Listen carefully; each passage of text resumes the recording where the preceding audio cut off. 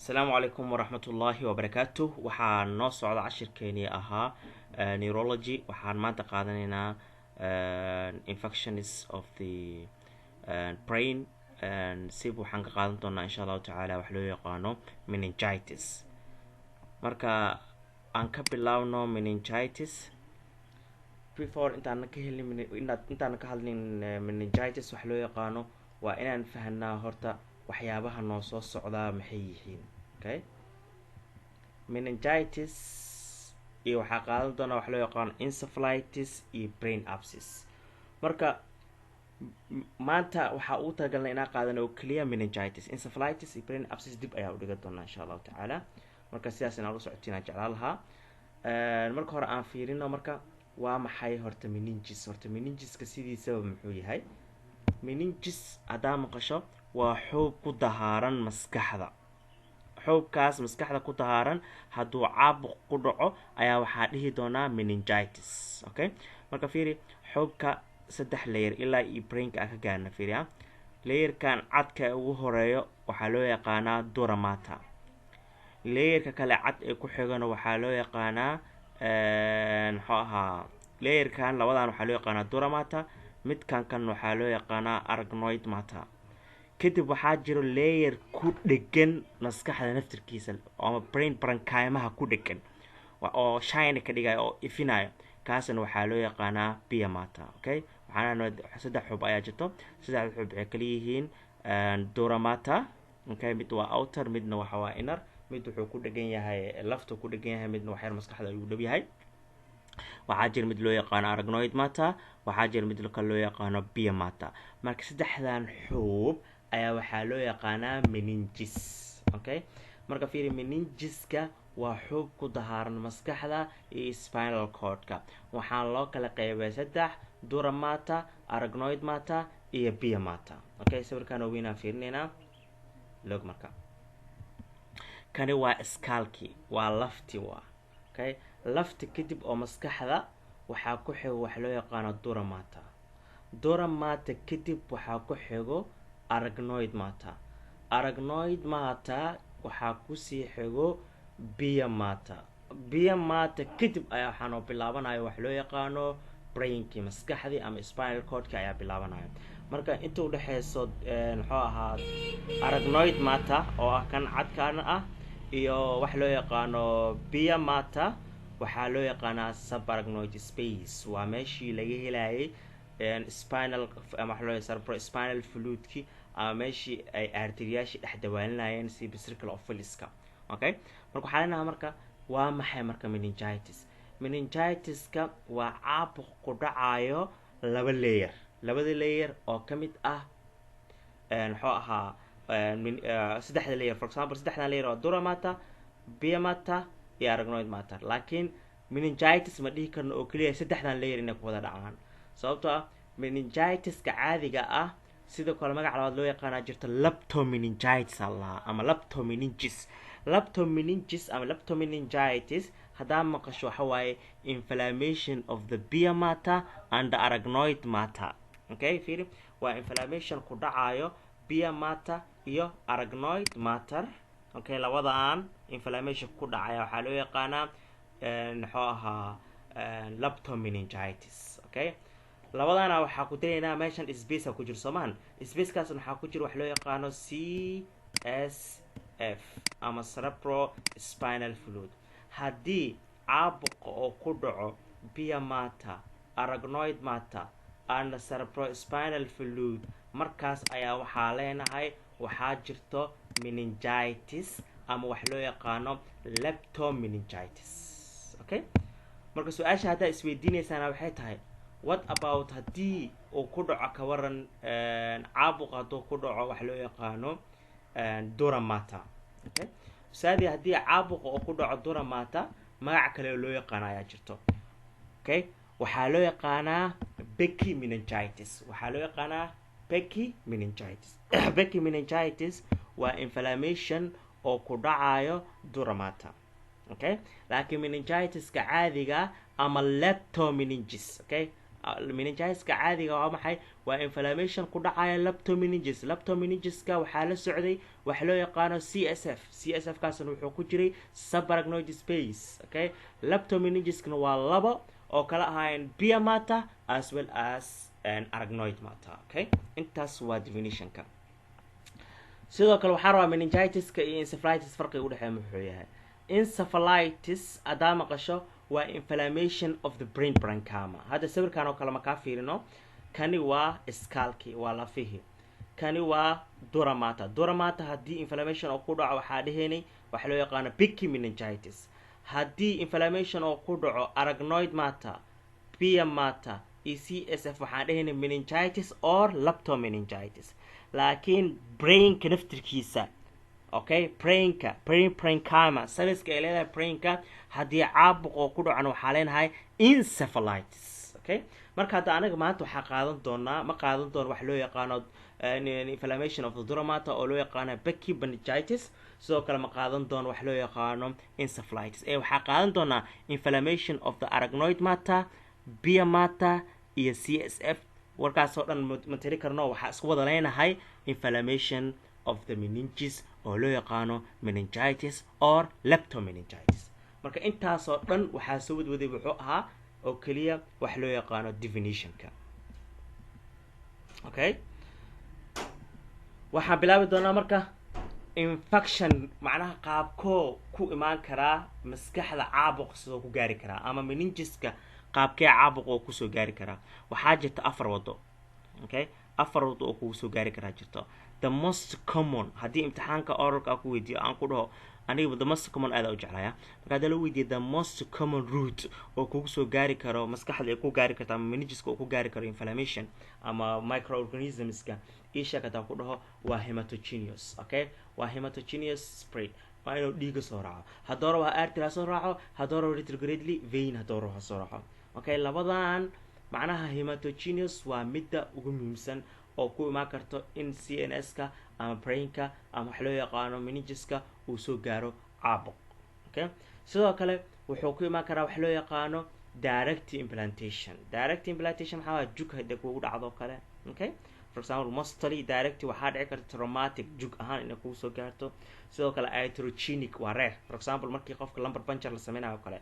okay, inuu wuxuu ahaa microorganism ay soo raacaan. congenitalkan uu badan yahay. okay, waxaa jira wax loo yaqaano spina bifida, siib wax loo yaqaano meningomyelocele. waxaa jira spina bifida waxaa loo kala qaybay labo oo kala ah meningocele iyo myelomeningocele ama meningomyelocele. hadda mid ka dheh macnaha muhiimadda waxay tahay ustaadii meningio means maxaa ahaa meningiska, laakiin myelo means waxa waaye spinal cordka. okay, cele waxay ka dhigan tahay protrusion inuu soo baxo. okay, spina bifida waa inay waxaa soo baxaan. laakiin haddii la meningocele meningiska bas lee soo baxay. myelo haddoo soo baxo macnaha waa spinal cordka soo baxay. marka this is the most common congenital abnormality oo neural tube defect ah oo folic acid deficiency oo keeni karo oo ilmahana ku dhici karto meningitis. okay, sidoo kale local extension maxaa ka wadaa neighboring structure inay kaaga imaado. for example deriskoo kale haddii caabuq ay ku dhacaan adina kugu dhaca. okay, tusaale ahaan haddii oo uu jiro mastocytis ama frontal sinuses ama for example bukaan oo ka jaba ethmoid bone oo kale. ethmoid bone waxay wuxuu kala baraa sanka iyo maskaxda ayuu kala baraa. haddii bukaanka ethmoid bone oo ka jabo xitaa waxaa laga maanta oo dhan inuu diifsanayo inuu isku maleeyo oo CSF ayaa kasoo daadanaya. wuxuu u maleeyaa hargab inuu hayo. okay, then bacteriada meesha u gudbaysaa. sidoo kale otitis media oo kale. okay, otitis media iyo intii waa qaadateen. otitis media middle earka waxay leedahay walls ay leedahay sida qolka kale caadiga oo kale waa samaan. marka wallka kore ee maskaxda kala baro iyo middle earka waxaa loo yaqaanaa tegmen tympani. okay, marka tegmen tympaniga haddii waana wajilacsan yahay. marka haddii meesha ay ka buuxdo otitis media ay jirto meesha malax ay ka buuxdo waxaa laga yaabaa bacteriada inay soo dhaafto meeshaas. sidoo kale haddii mastocytis ay jirto mastoid process wuxuu sameeyaa marka posterior wallka of the middle ear somaan. marka haddii mastocytis ay jirtana waa imaan karaa. okay, ama infected tooth waxaasoo dhan neighboring structure hadduu infection ka jiro way kugu soo gudbi kartaa.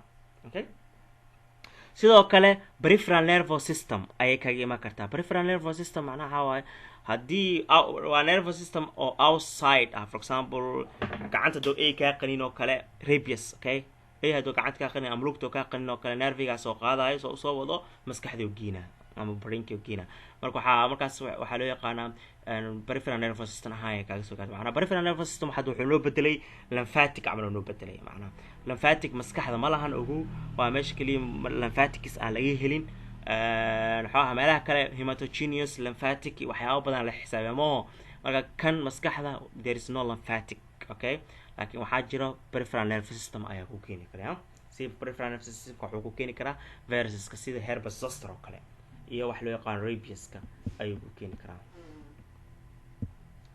okay meningitis waxaa kala qaybinaa saddex qaybood oo kala ah acute pyogenic meningitis waa midka hadda si fiican u hadli doono waa midka aadka u badan iyo waxaa jirta acute aseptic meningitis kan badanaa waxaa sababa virus sidoo kale waxaa jirta chronic meningitis okay marka anaga waxaa qaadan doonaa saddexdan qayb maanta waxaa qaadan doonaa waxa loo yaqaano acute pyogenic meningitis pyogenic meningitis marka wallahi macnaha waxaa bacterial meningitis ayaa qaadan doonaa marka insha Allah okay marka waxaa qaadan doonaa waxa loo yaqaano acute bacterial meningitis okay before intaan gudaha usii gelin ka hor waxaan jeclaan lahaa inaan ka hadalno waxyaabaha bakteeriyooyinka badanaa sababi karto markii loo fiiriyo age ahaan badanaa waxaa sababi karto bacterio markii la joogo neonatka eventy markii la joogo bacteriyaasha kala sababi karo young adults dhalinyarada markii la joogo bacteriyaasha u badan all the adults dadka waaweynka duqowshaha bacteriyaasha ay jecel yihiin okay macnaha sababta oo hadda bacteriyaashan kaaga sheekeynaa oo aan ku dhihi waayay age-ka sababta aan kugu sheegay maxay tahay mataqaana sababta age-ka aan kugu sheegay waxay tahay ustaadii ogow markii la joogo meningitis-ka oo aad rabto inaad diagnosis gaarto waxaa u baahan tahay in CSF culture loo sameeyo CSF culture-ka waxay qaadan kartaa 3 maalin ilaa 2 maalin 3 maalin 2 maalinna inta jawaabka kasoo baxaysa lama sugi karo bukaanka uu kasii dari karaa oo waxaa dhici karta macnaha complications haddii dhacdaan waxaa laga yaabaa bukaanka inuu dhinto marka kan wuxuu ku hagi doonaa intii lagu maqan yahay CSF culture ayuu wuxuu ku suurtageli doonaa in bakteeriyada aad sii qiyaasato oo aad bukaanka sii siiso bakteeriyadan daawo ka shaqeyn doonto ama daawo lid ku ah ama daawo ku habboon infantin marka this is the most common oo la isticmaalo haddii cunug neonate ah oo hal bil ka yar haddii lagu keeno oo lagu dhaho bukaankan oo aad ogaato inuu ugu shakiso inuu qabo wax loo yaqaano meningitis daawada iska bilaw maaha antibiotics way iska tira badan yihiin okay marka antibiotics-ka arabti inaad bilaawayso waxay ku xiran tahay inaad taqaano neonates-ka bakteeriyada u badan okay culture ku maqan tahay cunugaas kasii jifaalada saaka lacag ma kasii qaadanaya macna waxaa laga rabaa inaad sii daawayso hadhow markay jawaabta soo baxdane waxa hadda aan ku baray ayay u badnaan doontaa rarely haddii si qaldan u dhacdane bakteeriyadii way yaraan doontaa saameynteeda sidoo kale daawada markaa saxda ahayd waa sii kartaa okay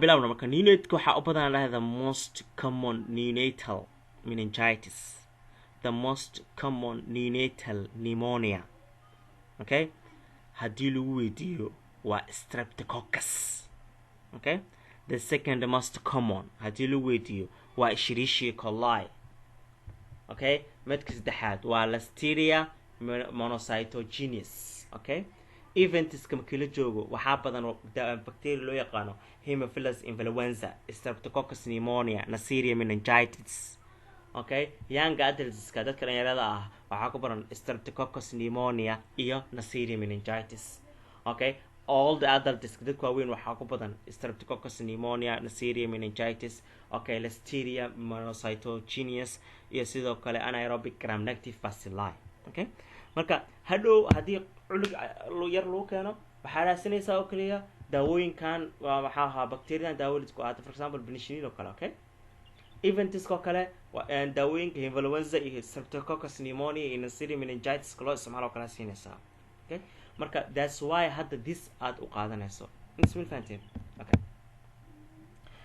signs symptoms qaabkee ku ogaanaysaa bukaankan inuu qabo wax loo yaqaano meningitis as a clinically waxaan ku ogaan karaa bukaanka there is inflammation there is fever okay inflammation wuxuu ka jiraa madaxa sida meningiska there will be headache okay waxaa jirta madax xanuun fever neck stiffness qoorta inay adkaato photophobia iftiinka inuu dhibsado sidoo kale nausea vomiting, okay, and the signs of cerebral dysfunction. In cerebral dysfunction qofka ku dhaco lethargy iyo confusion iyo ugu dambeyn marka kale wuxuu geli karaa coma ayuu geli karaa. Okay, laakiin waxaa jirta waxa loo yaqaano signs of increased intracranial pressure. hadduu intracranial pressure uu high yahay, for example fiiri hadda bacteria hadday jirka ay gasho waxoo ah waxa loo yaqaano maskaxda ay tagto kadib complication ay sameyso ay gasho waxoo ah subarachnoid spaceka. subarachnoid spaceka hadday gasho waxaa macquul ah in CSF kii obstruction ku dhaco ama oo bato qofkii oo hadduu cunug yar ahaa hydrocephalus oo ku dhaco. qofka hadduu weynaado hydrocephalus kuma dhacay ilaa maskaxdiisa way adkaatay, waxaa adkaada lafihii adkaado cranial boneski, waxaa badanaya intracranial pressure ka badanaya. Okay, intracranial pressure hadduu bato waxaa arkaysaa wax loo yaqaano headache, kadibna waxaa arkaysaa vomiting. Okay, sidoo kale signs of meningeal irritation, waxaa jirta laba sign oo loo isticmaalo bukaanka inuu qabo waxa loo yaqaano meningitis. Okay, labadan sign waxaa sameynaysaa on examination markaa joogto. waxaa jirta waxa loo yaqaano Brudzinski sign iyo Kernicki sign loo yaqaano. Okay, Brudzinski sign muxuu yahay, Kernicki sign muxuu yahay, waa fiirinayna marka. Okay, Brudzinski sign bukaanka fiiri waa jiifinaysaa, markaa jiifis kadib madaxiisa ayaa soo qabanaysaa, waa soo quluucinaysaa, dhankaaga ayaa usoo quluucinaysaa ama dhankaaga ayaa usoo laabaysaa. markii madaxa dhankaaga usoo laabto waxaa dhacay irritation, bukaanku wuu qaylinaya. Okay, ayuu leeyahay. Okay, ama lugaha ayuu soo laaban doonaa. Okay, sidoo kale waxaa jirto waxa loo yaqaano Kernicki sign. Kernicki sign bukaanku waxaa u siixinaysaa supine, kadib maxaa sameynaysaa flexion of the leg at the hip and the knee. flexion waxaa ku sameynaysaa siiba hipka iyo kneega, and then straighten the knee-ga kadib stretching ku sameynaysaa. hadda ninkan oo kale sidoo sameynaa fiir. Okay, waa kana this is a flexion of the hip and the knee. isfahanteen macnaha knee-ga badanaa flexionkiisa saan uma laabmo. Okay, kadib markaa oo saas samaysa kadib bukaankii waxaa dhacaya meningeal irritation, bukaanku wuxuu dareemayaa xanuunkaas haddoo dareemin waxaa loo yaqaanaa Kernicki sign. kan waxaa kaa rabaa marka inaad youtube-ka ka taabato qaabka loo sameeyo, waa very important. waxaa laga yaabaa hadhow oralka inaan ku weydiiyo aan ku dhaho Kernicki sign samee ama Brudzinski sign samee. labadan muxuu ahaa magacyadan qoro, youtube-ka geli, qaabka loo sameyna baro. haddii bukaanka aan la daaweynin oo for example oo aad dhahdo culture-kaasaa sugaya, macnaha wixii bacteriadan sababtaa rabaa inaa ogaado, there will be complications aa dhici karto. Okay, visual impairments ayaa dhici karto in aragtida qofkiisa ay xumaato. sidoo kale optic neuritis, waxaa dhici karta cranial nerve paralysis, in cranial nerveska oo ku dhaco paralysis. sidoo kale waxaa dhici karta personality change, qofka personalities inuu baro.